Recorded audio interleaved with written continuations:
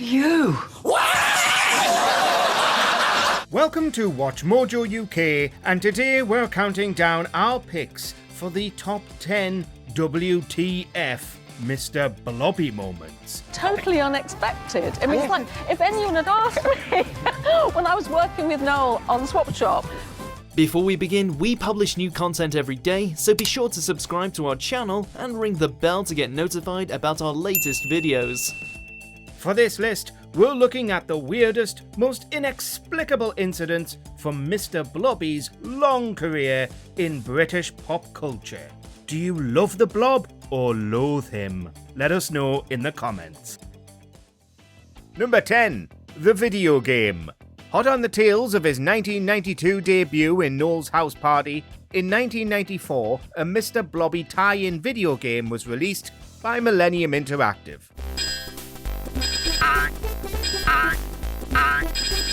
This wasn't a massively successful video game studio, nor was it a massively successful game, and was in fact just a reskin of another of their video games, Super Troll Islands. Clearly designed to be a cheap cash-in on Mr Blobby when he was at his prime, we sincerely doubt anyone actually bought and played it at the time.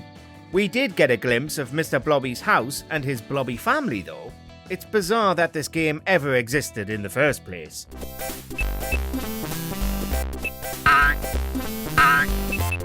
Number 9. Blobby vs Maggie Philbin. There's one person that probably knows him better than anyone. He's one of his closest friends. He's actually at the door right now. There he is. Oh my gosh. Was that... Back in late 2018, Noel Edmonds had just debuted on I'm a Celebrity, getting immediately crowned Emperor. We all know by now that Edmonds' reign of terror was cut very short when the audience booted him off. But during his tenure, there was one man the press wanted to talk to about during Edmonds' time down under, Mr Blobby. Morning, Robbie! Oh, hello. That was Lovely to see you. This wasn't his only I'm a Celeb related media appearance, but he was sent into the This Morning studio to hound TV presenter Maggie Philbin. Philbin herself had already worked with Edmonds on Swap Shop, but that wasn't good enough for ITV. Blobby smashed up the set, frightened Rochelle Humes half to death, and got smacked by Philbin. Did you just punch him? She just punched him! Number 8. Fighting Phil Mitchell. There were a lot of mad mashups on TV Burp's now iconic Fight segment, including but not limited to a toaster versus a shark, the Archbishop of Canterbury versus a gang of wags, and Heather Mills versus Adolf Hitler. But few stick in our minds like Mr Blobby versus Phil Mitchell of EastEnders.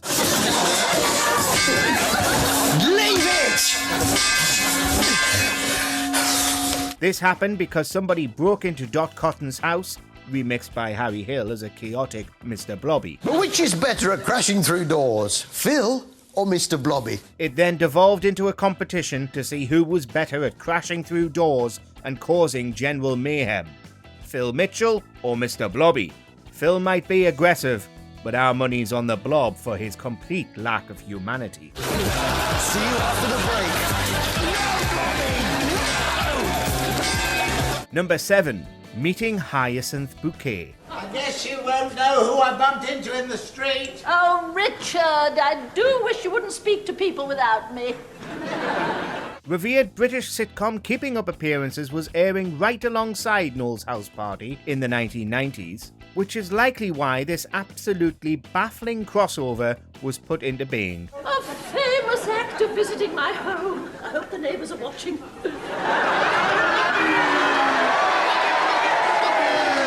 Mr Blobby, by this point, was already known for terrorising Britain's celebrities, but now he had a fellow fictional character in his sights, Hyacinth Bouquet.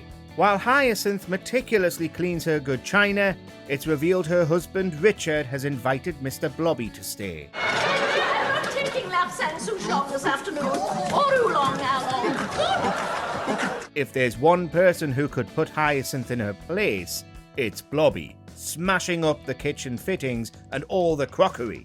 She does still stop to correct his pronunciation of her name, even though all he can say is Blobby. And by the way, it's bouquet.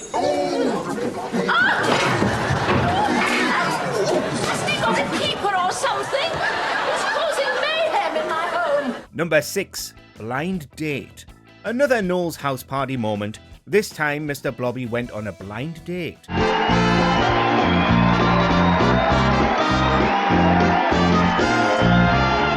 By this point, he was already so wildly popular that his arrival on set was accompanied by a dozen professional dancers, and Edmonds claimed the phones had been ringing off the hook with members of the public wanting a visit from Blobby.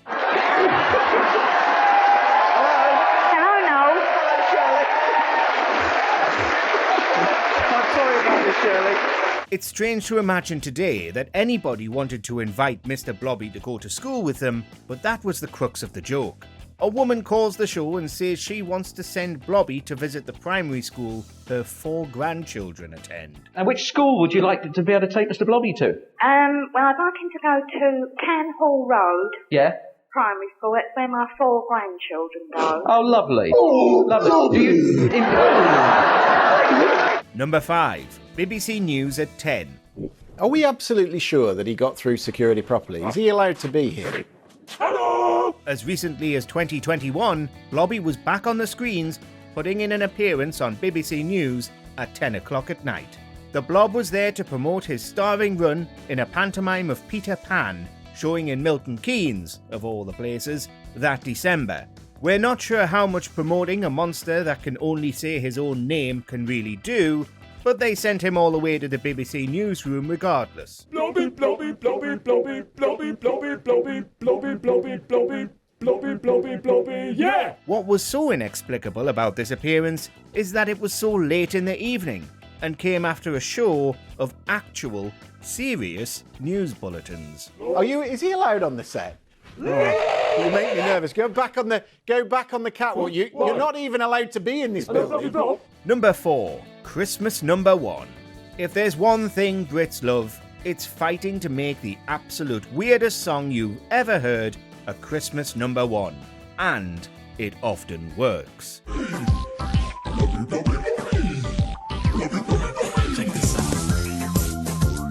Novelty group Lad Baby have now had multiple novelty hit singles, including one about sausage rolls. But we think the weirdest Christmas number 1 is Mr Blobby by, you guessed it, Mr Blobby.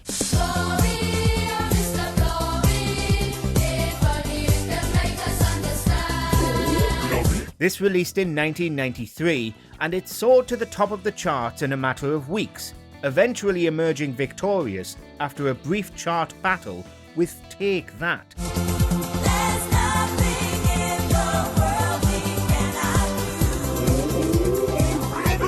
The tune had an equally weird music video, and in the decades since has been repeatedly named as one of the worst songs ever written.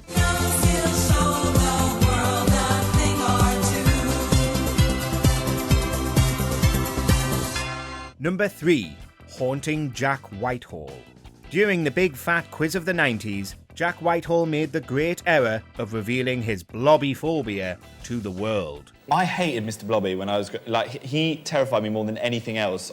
He looked like a fat, jaundiced baby. We're not sure whether the producers already knew he hated Mr Blobby, or if it was just a not-so-happy coincidence. But Blobby burst onto the scene at the end of the show. We're honoured to have one of the decade's most iconic stars. Please welcome... Apologies, Jack. Mr Blobby. Oh. Well, when you're talking about the 90s, who else are you going to get on? Blobby stole the spotlight from Jimmy Carr before finally asking his question. The audience was loving every minute, especially his energetic reactions to the answers, while Jack was having possibly the worst time of his life. Titanic. Blobby eventually left by smashing through the back of the set. Number 2. Blobby on Brexit. Loose women might have no small number of obscure panellists, but Mr Blobby certainly wasn't one of them. Hello. Much like his This Morning appearance with Maggie Philbin, this was also to promote Noel Edmonds' time in the jungle. I've got blubberphobia. Never been happier to be in seat 4. Blobby found the idea of Edmonds retiring from TV very exciting, just like the rest of us. But the conversation eventually turned to a more serious topic, Brexit. I think we need someone who talks sense. Brexit. Yes, for some reason, they thought to ask Mr Blobby his opinions on Brexit, negotiations for which had majorly stagnated at the time. Would that result in a loss or a gain to the UK Treasury? Oh, well, blobby, blob, blobby, blob. Blob, blob, blob, blob, blob, blob, blob, blob, blob. OK, he says no. It just goes to show you really couldn't escape Brexit for a while, even if you're a sentient blob of pink goo. Number 1. Blobbyland. Did you know there were numerous Mr Blobby theme parks once upon a time? Well, if you were born after the closures in the late 90s and early 2000s, probably not.